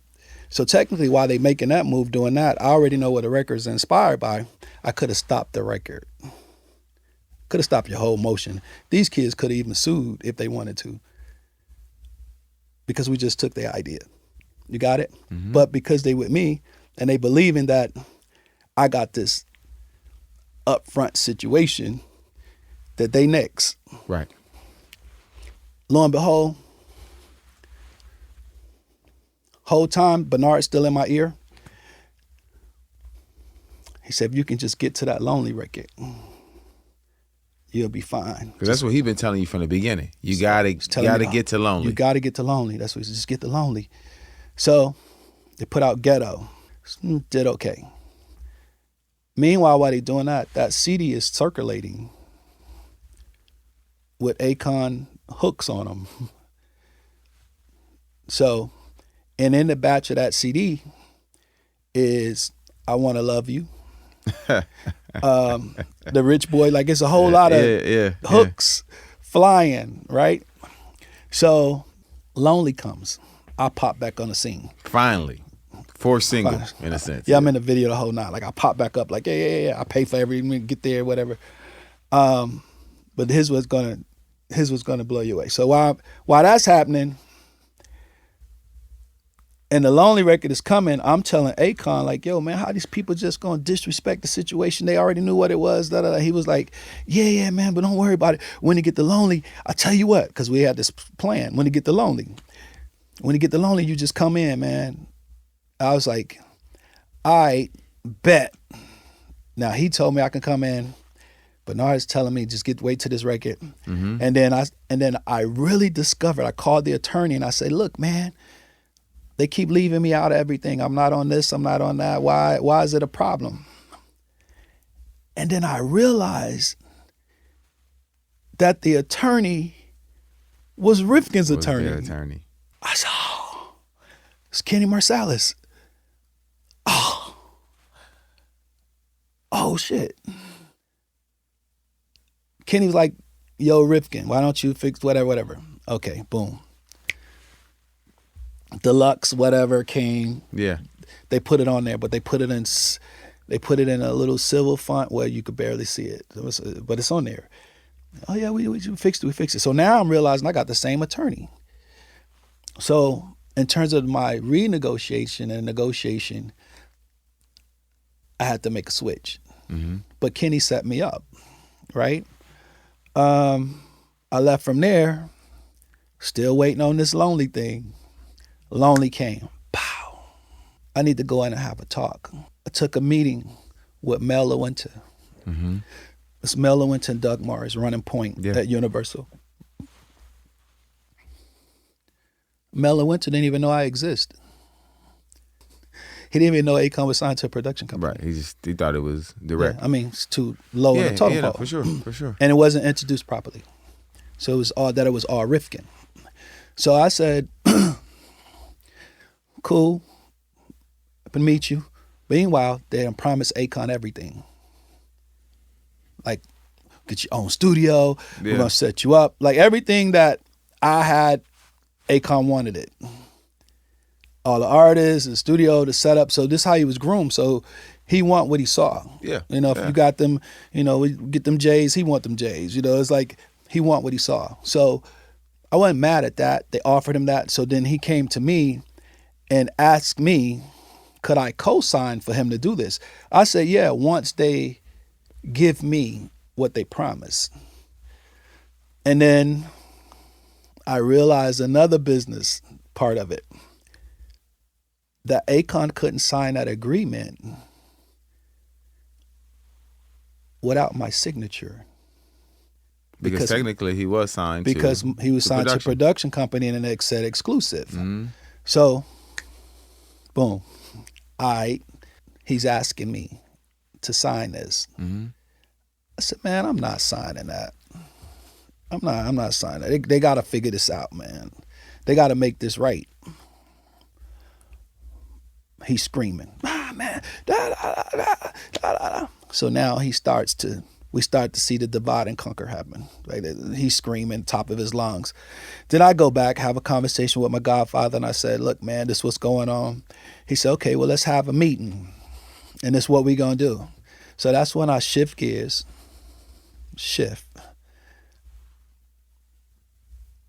Akon, what if I tell you I got a better situation for you? That believes in producers and songwriters. Mm-hmm. Because you're a producer and a songwriter. You're more than just an artist. More than an artist, yeah. You make hits. Yes.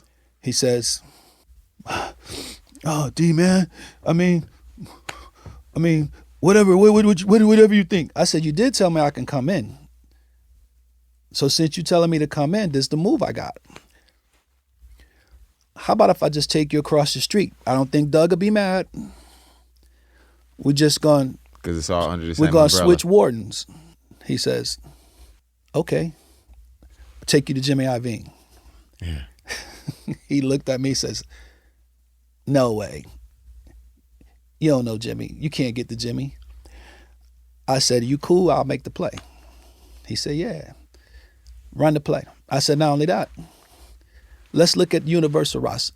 At the time, they had Nelly.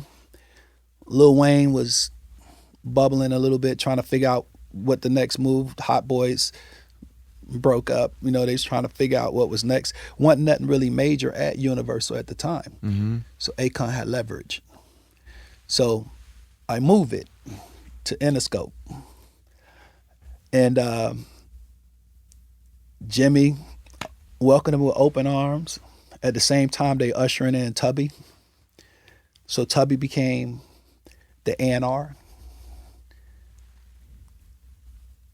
for the company. So I switched it from Convict Music because it had people that had tied him in a knot to Con Live distribution. Mm-hmm. And that's who did the deal with Jimmy, with me as the manager, running point on the business. So now it's no longer a production deal. You've moved over to the management side. Yep. I moved over to management. Production is still at Universal. Got you. Con deals now, as a label head, As a label head. is at Interscope. Yeah. So now, Rifkin, heated, pissed. I'm building, I did this, I spent my, and how you gonna take Cross Street? Well, we're in the same boat. I spent more money than you. I spent way more money before we even got to this point. Before even I met you, I've spent money. These relationships I already done. Mm-hmm. So it wasn't honorable. So I said, not a problem. Got to Jimmy. Doug ain't gonna be mad because we're gonna make Doug some money too. Yeah. I mean, we're gonna keep making Doug money. Keep making. We get to Jimmy, and I tell Con, I said, here's what we gotta do to crack the code in this building. We're gonna look at the roster of everything that Jimmy has that he's in debt with, and we're gonna furnish them. So we took on Brick and Lace. Nobody knew who it was. Mm-hmm.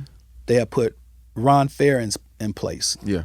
So we went to Ron, checked out his roster, tapped into that, where he was struggling. Swiss Beats had a deal there. He was struggling. He had signed Bone Thugs and Harmony. I think the last hit they had is the one I gave them, that we gave them. Swiss, Bone Thugs and Harmony was signed to Swiss. Mm-hmm. Pharrell was working on Gwen Stefani. We came in and gave Gwen Sweet Escape. Moved over, we said, okay, Jimmy's struggling with the Pussycat Dolls. Let's give Jimmy something with the Pussycat Dolls.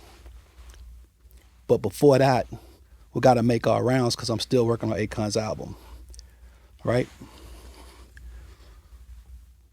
We want Eminem, but we got to make a play.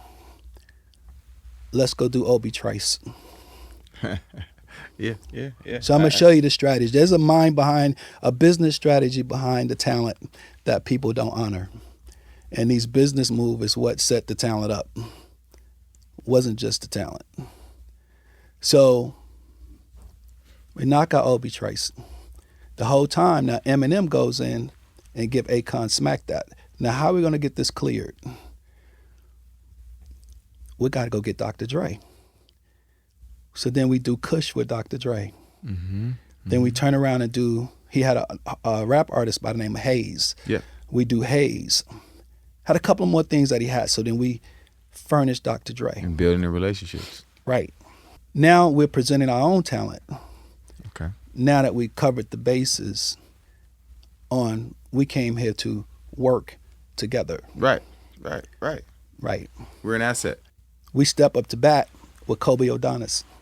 Shout out to Kobe, man. That's and my because guy. I have a indie background of how to work a record from the ground up, we started Kobe's record. No, we did Ray Lavender first. Oh, yeah. Girl Got a Girlfriend. Yep. Dope record. Dope record. Yeah. So then we worked that record from the street. So then we came with Kobe, and then we came with Cardinal Official. Another one of the homies. Right. So now we just kind of working our way. And then we signed Rock City. T-Ron. Yeah. So now we have a roster of about 8 artists. Akon can't even believe it. Like, what is, like, how did, no. Only thing I need you to do is keep working. Be Akon. Be great. Just stay in the studio. Stay creative. We got this. Things are moving. Everything that's in Jimmy building, Y'all I'm touch taking it and putting it on Akon's album. Oh. Okay. Now you Snoop. get on your features. Now you get The features, yeah. the whole 9. And I'm collaborating with the other artists, so they're coming out. Right. So it's not one-sided. Right. So while all this is happening, there's a business model happening. And we keep putting out these records, putting out these urban records. And we'll catch the first one, the second one will flop. Go to the next one. Catch the first one. We'll work the first one independent. The second one flop. We'll catch Cardinal, Dangerous. Then the second one flop. Kobe Adonis. It's Just Dance was his, right? Yeah. So even Ray Lavender, even when we got the Tank record, Stay, it didn't go as far as we wanted it to go. So, but I'm working, and I'm saying like, damn, something's off. And at the same time while this is going on, I'm getting extorted. So the extortion was coming from, it was heavy, it was thick. It was coming from so many different areas. So I said to myself, we got to switch this up. Because now I ran up a bill. They ran me up a $6 million tab. At Interscope. I seen it clear as day. And I said, what's going to happen? We're going to get a call from Rand Hoffman. And he's just going to say, no more. This is it. Yeah. So I said, before we get to that point, let's switch this up. Everybody go pop. Because I realized we had a problem with the urban staff. So from the Gwen Stefani Escape record, Akon goes on tour with Gwen. We come in, and at that moment, that was helping Pharrell, because Pharrell was executive producer of that project. And that's the only record popped off that project. So we had all the bases covered, and then we went in to work on the Pussycat Dolls. And we zoned in on a producer by the name of Red One, right? So he's getting in business with a Red One. Incredibly Go in talented. the studio to work on the Pussycat Dolls. We needed somebody to demo the songs, right? Yep. So Red knew an artist that was on Def Jam, but I think she had just got dropped from Def Jam, and was working on a new deal and moved her over to Interscope. But she was in the studio, and I walked in the record plant while they're working on the Pussycat Dolls, and I hear the songs. I go, yo, who is singing that? And Akon says, girl right there. She's sitting down on the floor. She got on a leotard, fishnet stockings with holes in them, with Doc Martens hair a mess. And he said, she's singing it. I said, wow. And immediately when I looked at her, I said, she's a star. It's Lady Gaga. And I said, ain't no way in the hell we giving these songs to the Pussycat Dolls. Oh, shit. No way in the hell. It's impossible. So, called, set up a meeting. We marched Red One in Jimmy's office. and we play the songs. We introduced Red One to Jimmy. Play the songs. Jimmy like, oh, this is great. And the whole time he think it's for the Pussycat Dolls. Oh, Nicole is out of here. You know, that's what he thinking. And as soon as it stopped, I said, Jimmy, it's only one problem, man. It's only one problem. He said, who is this singing it?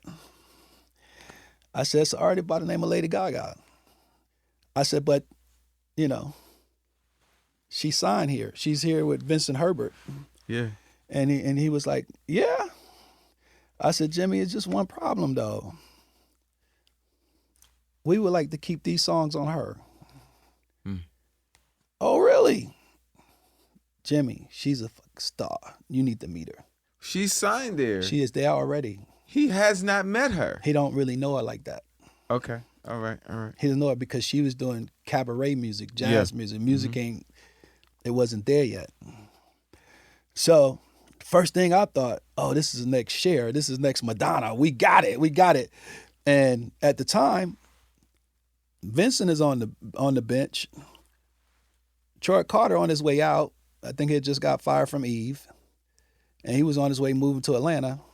And I was helping him look for a house. And we said, hold on a second. Jimmy says, y'all believe in it that much? All right, let's do a deal.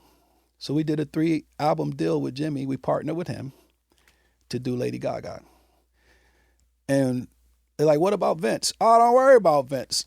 We'll make, dawg, you worry about Vince? Dawg, we're not worried about Vince. We'll make Vince gonna. So I said, okay, bet. Boom. Paperwork. Meanwhile, Rifkin and heated. There's a artist that they working on that Doug Mars signed. Her name was Tammy Chin. I'm very familiar. Yeah. Okay. So Tammy Chin, going back and forth with Sylvia and Rifkin, you know, I think Sylvia had it first, and then Doug thinks Rifkin got a hot handle because of Akon, so maybe Akon can do some records, so he switch it over to Rifkin. But the whole time, Doug don't even know me. He not knowing that it ain't a Rifkin play, it ain't a Sylvia play. It's, if you talk to me, I'm going to deliver it. I never got the call. So Akon jumps on Just Dance, Gaga's first single. And so that wasn't Kobe's first single? No. That's Kobe singing Akon's verse. Okay. Right, because I know Kobe's on the song. Yeah, he's singing Akon's verse. Yeah. We just told Kobe because they wouldn't clear it. Because they wouldn't clear. How you not going to clear Akon on his own artist? Yeah. Right? So somehow they tell Vincent that I wouldn't clear it. So they create this thing between me and Vince. And now Vince is thinking, oh, Devyne is hating or whatever. I said, nah, I'm not hating, man. How are we going to clear all these? How am I going to clear Obi Trice? How am I going to clear song on Bone Thugs and Harmony? I'm going to clear all these songs. And y'all had a vested interest in Gaga. It was we get a percentage of this. Too. We got 3 albums with this. Why wouldn't I clear this? Yeah. So needless to say, we had to hurry and throw Kobe on the record because one day. So then we went to 20 markets promoting Gaga, the Just Dance record. And then it popped. Out of here. And now we're in the big bucks. Yeah. And they never talk about those parts. They just talk about, they don't talk about if it wasn't for the sound, sonically. No, Akon was one of the hottest producers in the game at that point. Absolutely. Between him and T-Pain. And the ultimate goal was... And T-Pain, same family for y'all. Yeah, see, the ultimate goal was to cover the hip-hop R&B sector, then to cover the international sector, and then cover the global sector. And we had that within the big 3. So my big 3 was Gaga, Akon, and T-Pain. Yeah. And before I can wrap that and give it a hug, they came in and just dismantled it and pushed me out of the way. And why do you think that was? I call it a kit because they do it to all of us. They just hit me with the kit. That's all. Anybody that's having that much success, everybody want in. Right. How do you maintain it all? if you look back at it now and you're giving that advice to a young executive who wants to be a Berry Gordy, wants to be a Devyne Stevens, wants to be a Baby and Slim, you know what I mean? How do you keep it under one roof? It's all about the team. It's all about the team, and it's all about the development. It goes back to that. It goes back to your level of understanding about the game, you know, and it goes back to educating artists about the business, because they can't get to a certain point where they get surprised about business and they thinking they just won the lottery. So what that means is, if I educate about how the game goes, when you finally touch some money, you'll know how to utilize the money. It. And then once you get in that point, then you know how to make better business decisions. You don't have to tear down a mansion to build a HUD home. And they kind of put us in that same circle, Yeah. you know, as production companies. And that's the reason why the black exec and the creator and the A&R is extinct.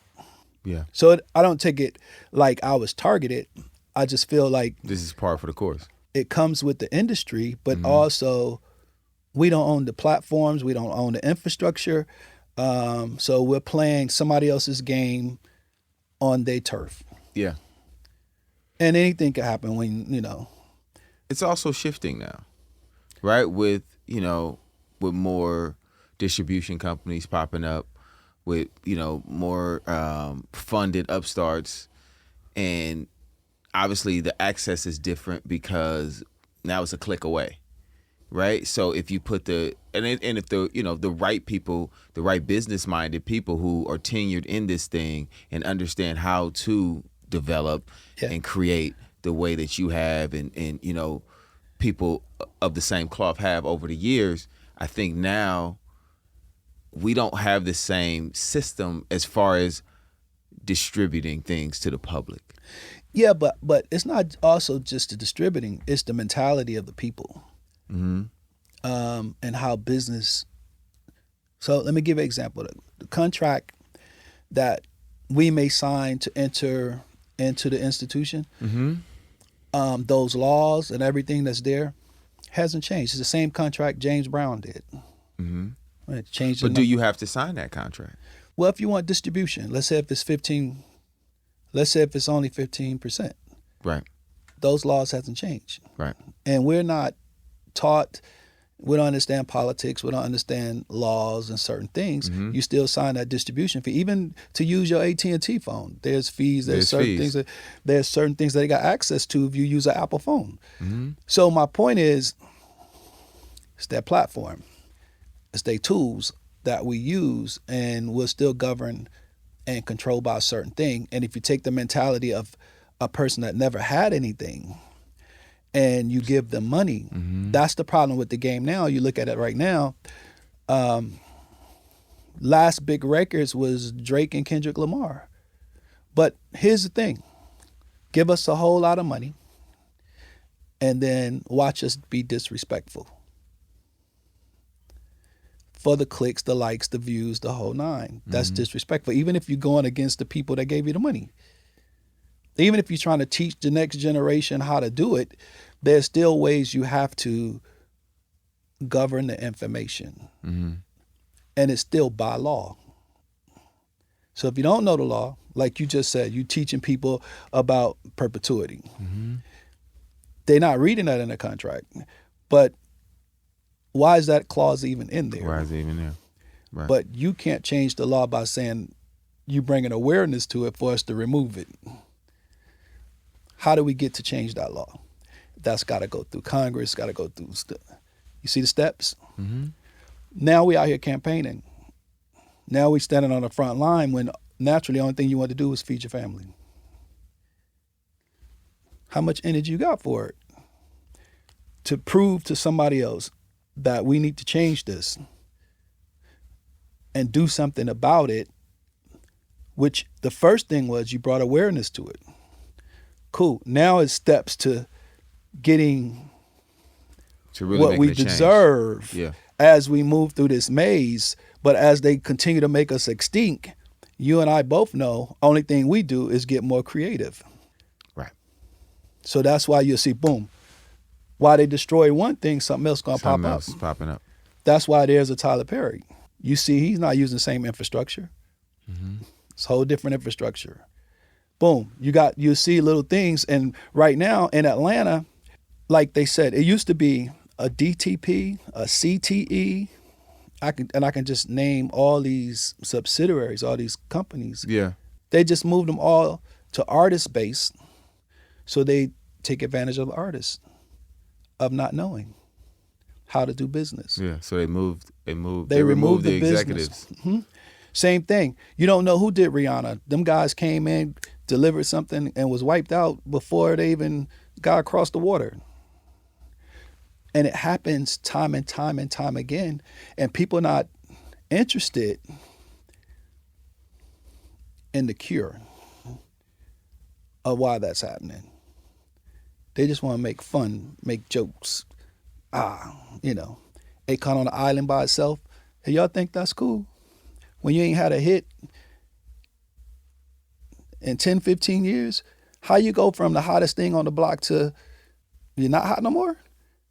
Like, how you get that amount of money and then say, oh, well, you make this amount of money, he's distracted. No, he's not distracted. It's a system. How are we not hot? How all of a sudden, what he comes up with, he know more about what's going on in the streets and what's happening out here than somebody pushing buttons at Apple? Absolutely. Okay, but why that's not surfacing? It's way deeper than the creatives. It's the platforms, it's the tools that we're using. So we are going to have to at some point get together and create new tools, new platforms, and new ownership. Because right now everybody's talking about own this, own that. Right. Which is the worst thing ever. Yeah, because if you don't know how to, for lack of a better term, exploit it, Well, if you don't know how to, some people don't possess. license it, do all these other things. I'm not a good administrative person, so I have to hire somebody that does administration. Right. I don't know too many artists that I work with throughout the years that understand admin. 99% don't. So how you gonna own something you don't know? Right. How you gonna? My grandmama said to me one time, she said, "Baby, could you, she worked at a dry cleaner for over 30-something years, but she worked on the pressing machine, and she says, can I invest in a dry cleaner for her?" I said, "Sure, I could do that." I said, "I need a business plan and a P&L." She thought at that moment I was being disrespectful. I just insulted her. "Oh no, baby, I've been doing this for..." I said, "Yeah, I know you've been doing it for 30 plus years, baby. I do know that. And I'm willing to invest, but I don't know anything about it." Right. So the only way I need to look at the numbers. I need to look at the business plan. I need to see how these people ran this dry cleaner for years. And she didn't get that. Artists don't get that. So you saying you own something, but you don't know anything about the business. About how to run it. Oh, you own your masters. Oh, 100% of zero. Yeah. That is phenomenal. I became a multimillionaire at 14 cents. Yeah. Oh no, Jay-Z say own your masters. That's not what Jay-Z did at the beginning. And if Jay-Z had the opportunity to go do a deal with Live Nation in the beginning, I guarantee Jay-Z would have done that deal differently. The Jay-Z now would do a totally different deal when he took that $250 million. But only thing he did when he took that, he wanted out of his situation. Now, how you give a bundle deal? So let's say you rent a venue. You playing in a venue. And I guarantee you, if they got AT&T, Coca-Cola, whatever mobile carrier, whatever sponsors that they had at that moment when he did that deal, I guarantee you he didn't get a back end. Yeah, because you got to recoup that deal. I guarantee it. I bet you it's bundled into $250. Yeah. Let him go do a deal now. It's not gonna be the same. That's the point I'm making. Yeah. He learned the game. He learned the game.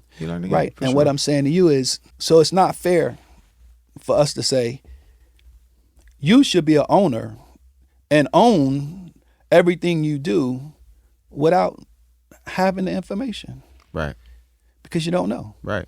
And without having the capital and Yeah. having the finances, because in any business, if someone puts up the finances, the deal is more advantageous to them. Right. You go to a bank and now you got a loan And that's what that 250 was. and you're Alone. paying that off first. Right. And that's why you saw the packaging with Ye.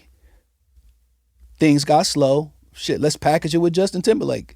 Whatever we got to do to package it to get this money down, so I can get out of debt to get to this next space. Yeah. Okay, but let me just go with my wife. So you're not seeing the behind the scenes, you're just seeing what they're putting in front of you. And my point is, the person that knows the business behind not just having resource, but being sourceful, you got to have both. Yeah. And that's what these kids are really lacking. So right now today, they'll tell you, we're going to throw this out, we're going to do this, we're going to do this. And then you'll spike a little success, and then it goes away. So are you working with newer artists now? Yeah, I work with new artists. I consult with companies. I work with new artists. I'm more like the quiet storm, because it's, Or the silent giant? yeah. I learned differently. The days of the way it used to be done, I just do it a little different today. Yeah, you have to adjust. But yeah, I still do. That's great, bro, because a lot of times you find that, the pillars of our community and people who have literally built this thing get to a point where you're just like, I'm cool. Right. And it's a different business. I don't want to be a part of that. No. I think for a moment, what it did was it robbed me of my energy. Because, doing so much, plugging into so many different vibes and people, and sometimes when you the go-to, it gets a little tough. You know what I mean? Yeah. And then when you need something that, a plug-in, it's not there. It's not there. So sometimes that's tough. And then when you start seeing all this chaos and people dying over this and people going to jail, it starts to get put you in a dark place, because the only thing you want to do is be creative, and this was your go-to. You know what I mean? If you go and this is just if this what you was escaping to, Right. and then all of a sudden you start seeing That is putting you there. what's coming out of it. You seeing childhood friends being divided, you seeing people getting shot up, people going to jail. It's so much energy in a negative space to be in the space that it took a minute before I said, you know what, let me tap into this again, because I realized my purpose was to serve and help people, whether it came back or not. So I literally just kind of pushed back, started a private school, went from K through 12. It's Performing arts? now, yeah. So it's education and the arts. Okay. So, and I'm also in the process of working on a larger facility. Because how many students do you have? I said, how many students do you have? Currently 300. Okay. So now I'm just working on bigger facility, more partners. I kind of incubated behind a headmaster that she's been doing education for 18 years, private school. So learning the space, learning the politics, kind of just taking the energy, moving in a different direction, Yeah. but still developing. So still in my craft, but I'm catching it early, So I got this whole thing that's still playing in my head. I'm still chasing Disneyland, Walt Disney, and that's how throughout the years the facilities and the properties from Dreamland to Starland to Victoryland. These are all properties where entertainers are developed talent. Yeah. So now I'm working on something a little bit a monstrosity. Monstrosity. Yeah, something special for Yeah. this generation and the next generation. Okay. So yeah, I'm in a great space creatively, and the beauty about all of it is that even in my darkest moments in this business is when I saw the most light. I was able to create better. Yeah. And that's the part that kind of hunts me. It's almost like being a football player, but you got to go to mini camp. Then you got to go to training camp. Then you got to go to summer camp. Then you got to go to preseason. All to get to it. Every year. Yeah. Every year. Yeah. So I put myself in the same program. So if you don't see me right away, just know I'm probably in mini camp. Yeah. But that don't mean I ain't coming. Yeah. Yeah. I'm coming. Nah, I love that, man. But hey, man, your story is amazing. Your path is amazing. And honestly, bro, we need you. Yeah, thank The you. game needs you. Yeah. And the game appreciates you. All right, And I don't think that is always, that's not always said. Maybe monetarily at times. Mm-hmm. You get your just due. You get your bag. Yeah. But as far as just from But even that the community part, speaking to you. And just so I want to say this to the young generation. And I know we're living in a money grab Mm-hmm. environment, and you need money to live. But one thing I can really tell you, that the money is not gonna. You can't buy happiness. Like, I've tempted to buy the surroundings of it. Mm-hmm. And I remember one day I was in a club and I was sitting there, and I don't drink. I don't drink alcohol. I don't smoke. I don't pop pills. I don't do any of that stuff. And I'm sitting there, and because the promoter and the owner, they know me, they're bringing all these bottles because I got a bunch of people with me. Mm-hmm. And I'm sitting there, and I don't really know these girls, and the security guy got with me. I probably hired him for the night. Mm-hmm. And if a fight break out, I don't know if this nigga gonna run or he gonna help. I don't know. He's paid. Yeah. And I had a couple other people with me, and I'm sitting there, and I gotta say, it had to be one of the most loneliest feelings I ever had. I mean, they was trying to talk to me in one ear. This person's saying, this asking me, they pouring, and the girls are shaking, ass everywhere, and I'm like, a shift happened. That I no longer want to be in the space. I don't know, it just something came over me. I felt lonely and I felt unprotected. And then I stopped going out. And then certain other things start happening. And then I started going into, and then I ran into issue with the IRS. And the way I ran into the issue was deep. It was deep. And it was strategic from a side that placed me into the situation. And as things start layering back and I start learning more, like, okay, how am I going to teach my artists about the IRS if I don't really know it? How I'm going to teach them about financing if I don't know it? So now God is taking me through all these little things, removing me from the things I once knew into unfamiliar territory. So it got very lonely. I'm talking about extremely lonely, where I felt like, God, what's going on? What's happening? And then he realized that I literally went into God Witness Protection Program. And it was the most amazing thing, because all these years, I carried all these people. Mm-hmm. And then there was nobody. I said, when I say crickets,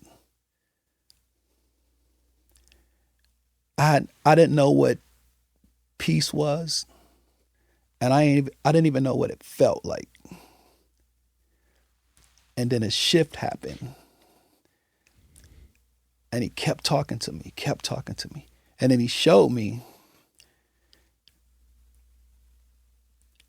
He showed me everything and every person that was in my life and why they was in my life and the reason for being there.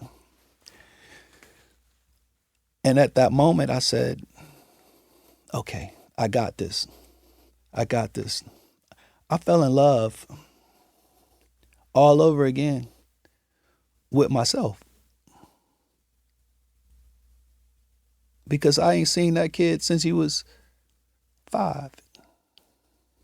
I plugged into everything that I thought I could possibly plug into till he just unplugged it all. I'm talking about unplugged everything. The cars, the houses, the women, all the clothes. Like they said, all the shoes, but couldn't take a step in the right direction. Anything you can think of, I got access to. Mm-hmm. And will let anybody use it. Man, take the car. Hey, yeah, you can have a house. You know, beautiful thing. Even Jamie came and got the house for the whole week while he was shooting Baby Driver here. Like, you take the house. You could take the house over there. I got so detached to material things because none of it made me happy. Right. None of it. I didn't even like what was coming with it. I pull up to the stoplight, women hanging out. Like, oh, man. Bump, bump, bump, bump. They blowing. I got the top down. Bump, bump, bump. They loving the car. They loving the rims. I'm moving. I go pick up the raggedy pickup truck. I come back, same light. Seen some girls coming that I saw when I went to park the car and came back in the regular truck to go move something. I was like, bump, bump. They sped past me. I said, this is beautiful. You start seeing things. Yeah. Start finding purpose. So I say to the young people, enjoy yourself, enjoy your life, put something back, save as much as you can. We are in a recession. You don't know the law. you don't understand things, and things that they put in front of you, it's not necessarily the truth. So we got to do more of this. Yeah. We got to do more of coming together, more unifying. And I'm not saying in large groups, but in small groups to be effective. Right. And I know I just went on a whole thing, but I just want to tell you thank you. Man, once again. No, thank you, bro. Yeah. Because I was getting ready to take that somewhere, and I stopped because it was... It's all good. Yeah. It's all good. Okay. It's all good. It was about to no, go into somebody. Yeah. No, it's all good. Yeah. Well, this is about you, bro. And now I want to get into the mind of you musically. Musically? Yeah. Okay. So I got something. Ruben, play something for him, man. Top 5. Yeah. Your top 5. Top 5. Your top 5. R&B singers. R&B songs. We've got to know before you go here on this show. Everybody wanna know your top 5. Yes. No. Top 5. Who is that? That's Tank Crazy. Tank, right? Yeah. Your top 5.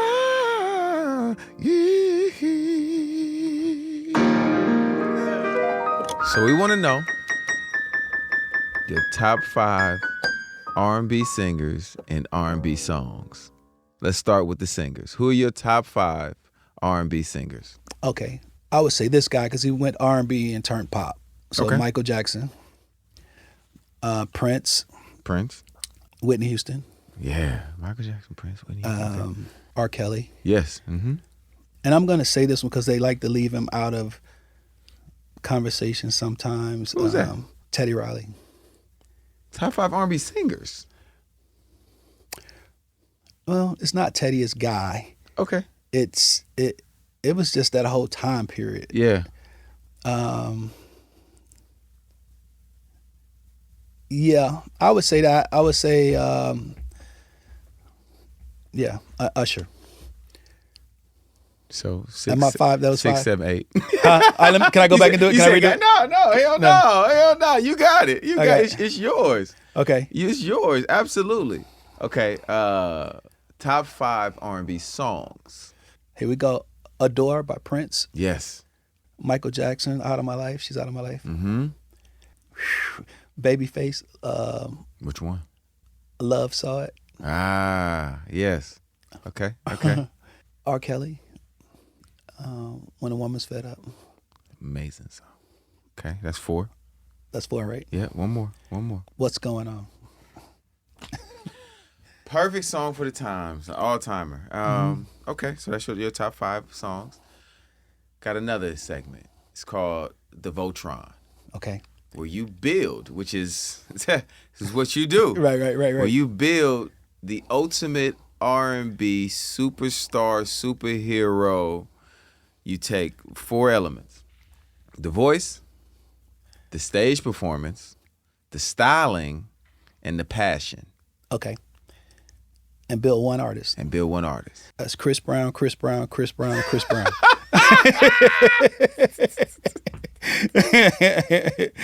take the voice, the styling, the choreography, the stage performance. I mean, It's all Chris Brown, man. and I'm going to say it, but I know it. So who's going to develop this artist?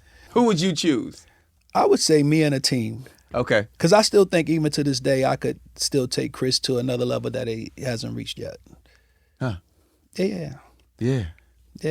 Okay. All right. We got one more. We got one more thing for you, man, before I let you go. Okay. I ain't saying no names. I ain't saying no names. I ain't saying no names. I ain't saying no names. Who you was? Who you with? What you did? Don't say shit. I ain't saying no names.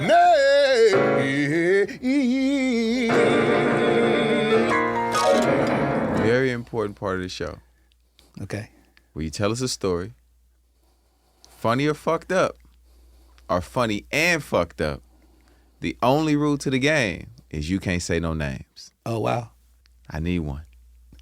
Okay, so I give you a story about. I think I might have been. I was working on an artist, and the record company had spent probably about $2 million on the artist, and they was kind of chasing this sound, chasing this vibe, and Yeah. and I kept saying, nah, and this artist was actually in a group, so I kept saying, man. I kept saying, like, why y'all can't get this right? She's a superstar. Mm-hmm. And I know she's, maybe standing next to a superstar, but she's a superstar. Yeah. And then when I listened to the music, I kept saying, man, why y'all not making no real chocolate music? Because she's chocolate. But you can't make no chocolate music on her. You keep chasing this big thing. You can't chase the past. You gotta chase the future. Gotta go. Yeah. So I managed for probably about a good 6 months. I had the contract, and when I got it or whatever, they signed it. I just put the contract on the desk. I never signed it. So one of the producers take an executive meeting, and we walk in there, and they upset because I start changing the direction of the artist. Mm-hmm. And I brought the artist to Atlanta, set him up in one of my homes, and started working and changing it. And then I take it back, and the producer who brought her in and the executive, they upset. They like, oh man, and they like want me to play this music. So I played them a couple of songs. Can't tell you who did the song. Right, yeah. All right, so I'm playing the songs, and then they get upset. It's a heated argument. I'm in there arguing back and forth with this guy, with the executive sitting here. We having a heated conversation. Now I know the guy and known him on his come up. Yeah. Right? He gets so upset with me, takes off, go back to his city, and turns around, write a song. They send the song to the exec, and then they send it to me. It sits on the exec desk for about a month. I got the record. When I got it, I listened. I leaked the record. Oh, shit. So I put the record out. It was one of them ones. We're going. Record goes top 5. I get a call from the attorney that I've been released. I got fired, but I got fired. The record went top 5. You got fired for putting out a hit. Yeah, and then never got the credit for the hit. Man, you know what? I'm gonna take I might need to take a sip of this still gin. Man. And then I realized I couldn't do anything. I wasn't even. I went back and I looked. I said, "Oh, I didn't even sign the contract. Whatever. I just tore it up and moved on." And we ain't saying And the artists haven't had a hit record since. Oh, that's.